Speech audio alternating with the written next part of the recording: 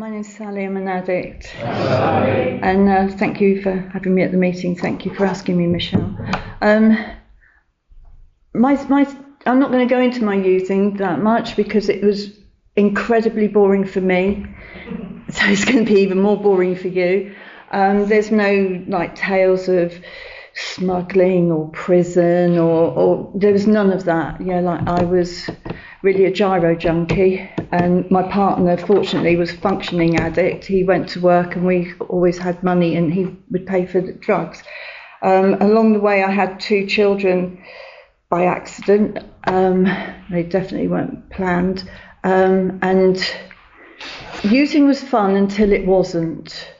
I kind of liked all the ducking and diving, being on the other side of the law, looking at other people, thinking, well, you should take drugs as well. It's really cool.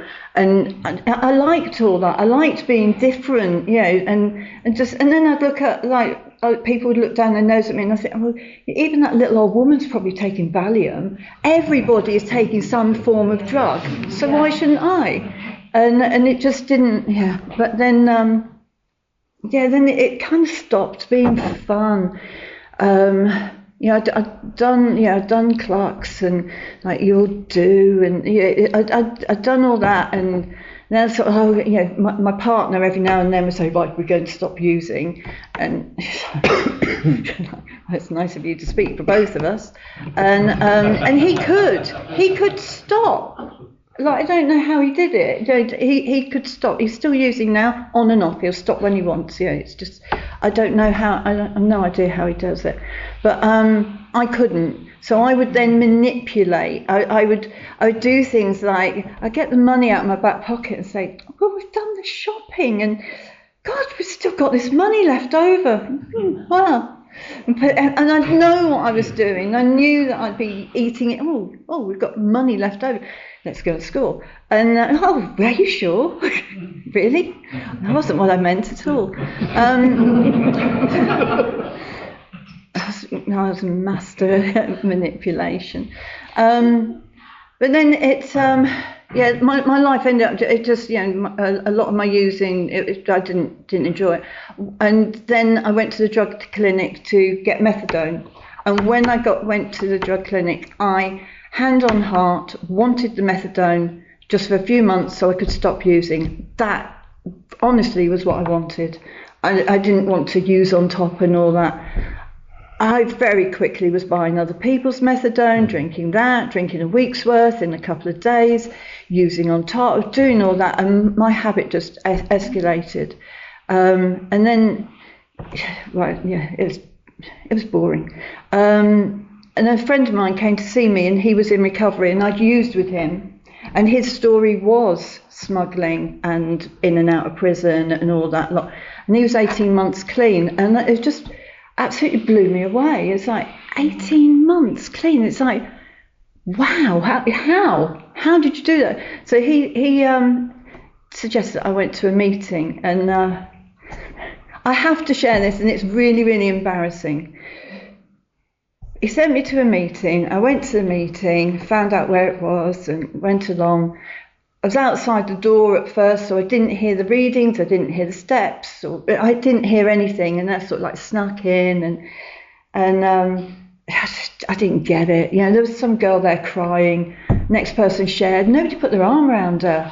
I always remember that. It was stuck in my mind. Nobody comforted. Nobody gave her any suggestions. Nothing. It just seemed like I don't get this at all.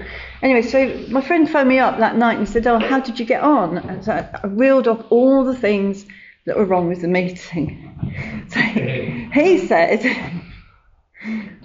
"Why don't you write it down and go back to them next week and tell them?" So I did. And a little bit of paper in my hand.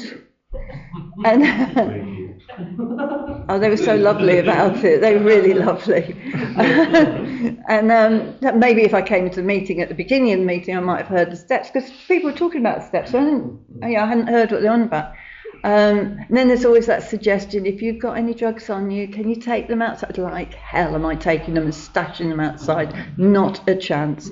But anyway, I went to the meeting for a good few years on and off, and I didn't stop using.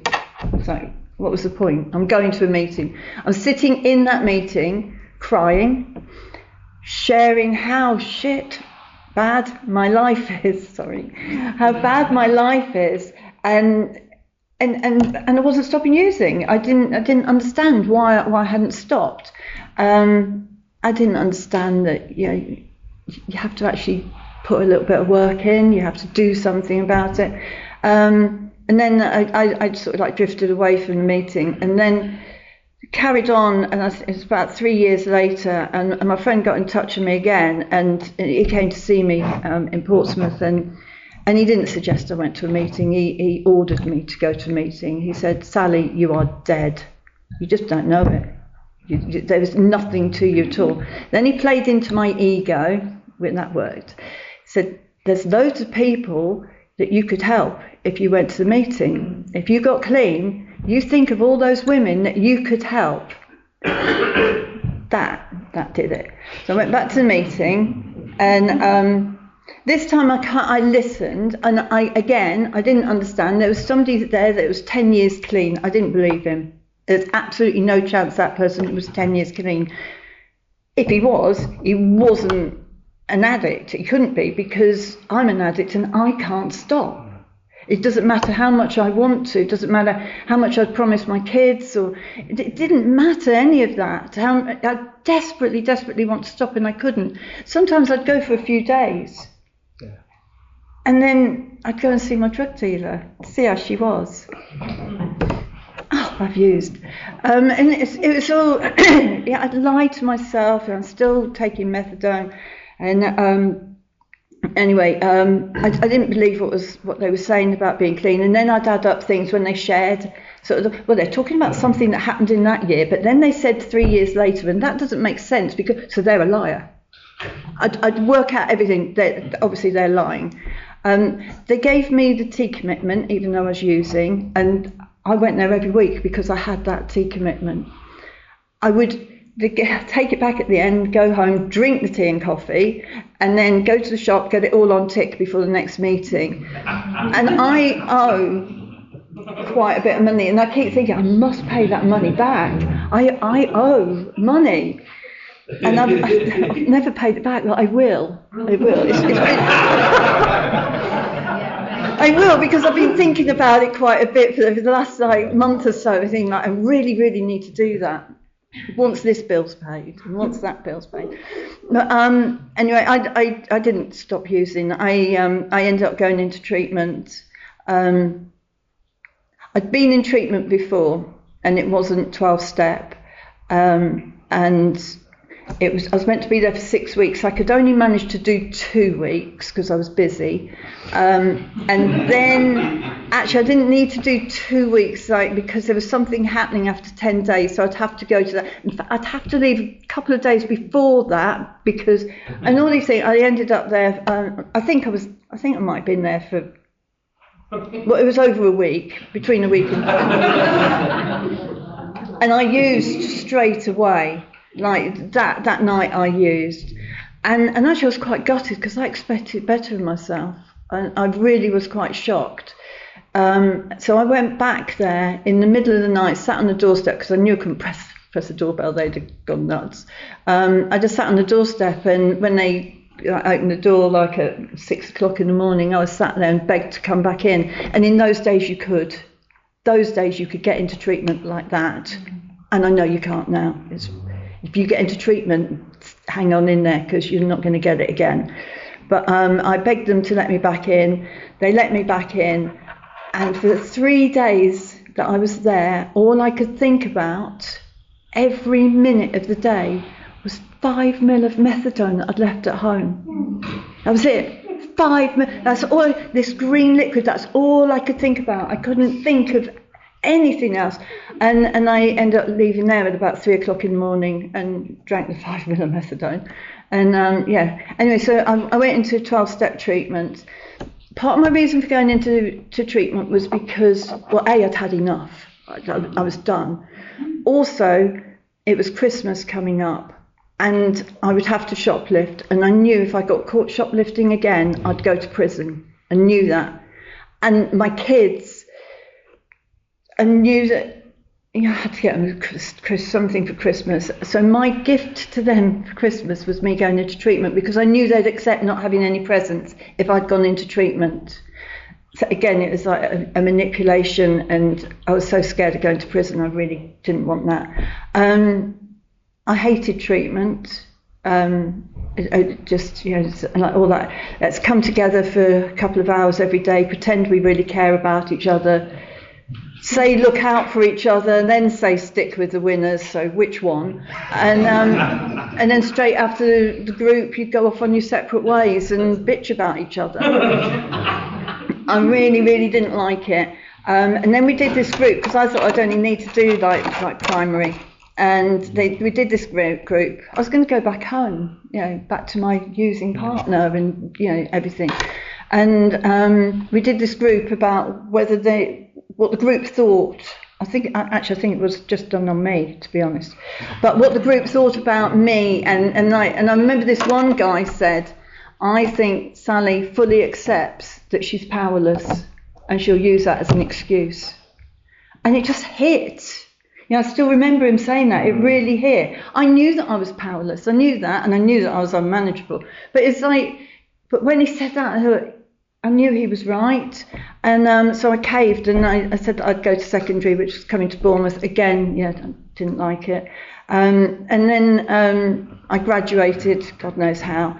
And when I left treatment, I was left to my own devices, so I didn't go to a meeting for about 2 or 3 weeks, because nobody was telling me to.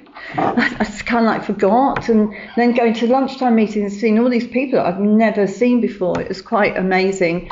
And then I'd get dressed up, because I'm now single, and careful what I'm sharing in meetings. Don't want to sound like I don't want to sound too bad because of the women in the room. I don't want to sound, but then I don't want to sound like as if I've got to be a little bit sick because there's guys in the room. So this bullshit is coming out of my mouth all the time. It's like a lot of manipulation. I'll wind up this bit. Sorry.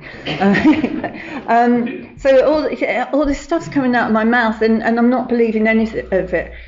I stayed clean for quite a few years without working the steps. I'd work 1, 2, 3, change my sponsor. 1, 2, 3, change my sponsor. Got up to step 8 once. It becomes about other people then. Got rid of my sponsor, started again. As I was doing all of that, but what I believe kept me clean was I did a lot of service, a hell of a lot of service. I was involved in like all the group stuff, and then at the ASC, I was involved in F&E. I did a lot, and I think that kept me clean. But not working the steps made me go mad, and I got to a point where I couldn't be around people that much, because I didn't particularly like women, because they'd probably got their eye on my fella. And if not this fella, then the future fella, or maybe my ex-fella, or something. So I didn't really trust women, and they're bitches anyway. And the men are only after one thing, and so I've got my partner, and I've got one daughter at home. My other daughter had left home by that time, unsurprisingly, and I just found it really, really difficult to. I knew that. I just found life incredibly difficult, and I was just coming home from work, and I was crying. God knows how my partner put up with it. It was just, it was horrendous. And I remember I couldn't drive in my using. I took driving lessons, passed my driving test, and bought a car in recovery. Gifts of recovery. And I'm driving the car, praying for the courage to drive my car into a wall.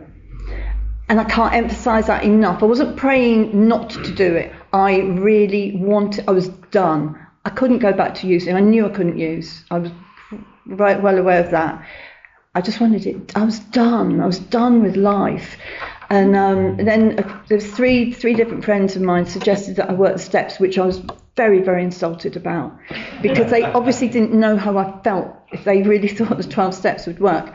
I went to the doctor and got antidepressants, and I'm not putting down antidepressants. If anybody's on them, I'm not making any judgment on that at all. I'm not a doctor. I was given antidepressants.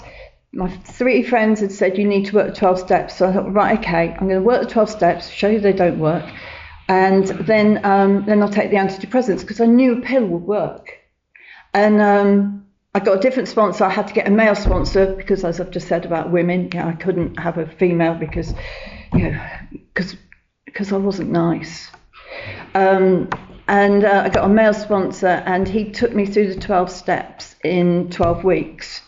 And the difference in that 12 weeks, I remember walking down the street and I just felt like skipping. I felt so light. I felt so amazing. Like nothing had changed in my life. I had the same job, same partner, same kids, same flat. Everything was exactly the same. But how I felt was, I could not believe. It makes me feel quite emotional now, like thinking about just how amazing I felt.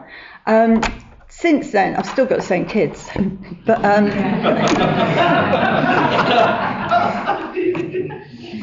plus a couple of grandkids, so there have been changes. But I've got a different partner. I've got a different flat, and definitely got a different job.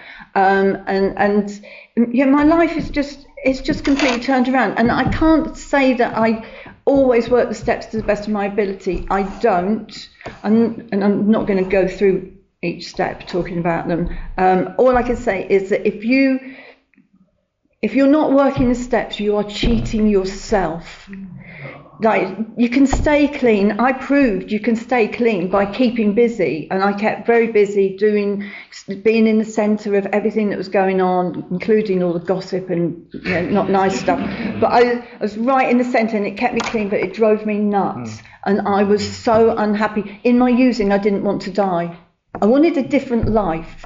I never tried to commit suicide. I never talked about committing suicide. That's not my story. And I know some people do, but that is not my story. I wanted my life to change. I wanted to die and to have a different life. Thank you, God.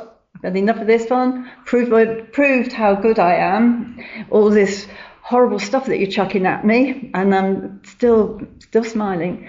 But yeah, I wanted a different life, and obviously God doesn't knock on the door and say, well done, here's your new life, with all the money and flash car and fancy partner, etc. But that doesn't happen. But work, you're cheating yourself if you don't work the 12 steps. I cheat myself when I don't work the 12 steps to the best of my ability. I do a gratitude list most nights, and when I first started doing that, in fact, I'll probably finish here.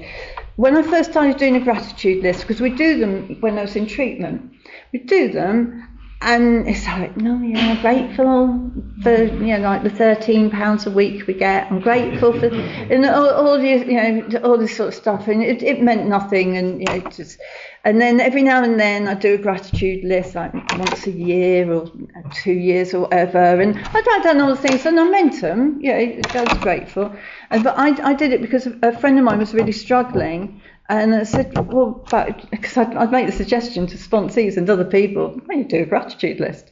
And I said, what about doing a gratitude list? And she said, oh, yeah, okay. Can we exchange them?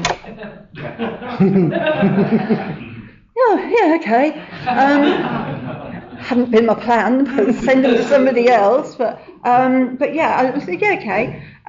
So we did that for months, and I hope she got as much out of it as I did, because it takes a while for them to work. For me, it takes a while. But when you're doing it, I would do it every night. So I'd go to bed happier, and then hopefully wake up happier.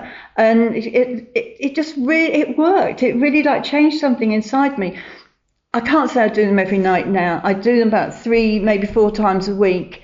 But it's really nice just to keep on top of that and become aware of what I'm grateful for. Sometimes I'm grateful for big things. Sometimes I'm grateful because I've got all my fingers and toes. There is always something to be grateful for. I'm grateful for my life. I should have died. I should be dead. If I'd have carried on using, no doubt I would be. My life today is ups and downs. I don't feel that I need to alter my mood. You know, it's not like, oh God, I feel really good, I need something to bring it down, or feel really bad, so I need something to bring it up. I don't need that. Sometimes my life can be a bit flatline.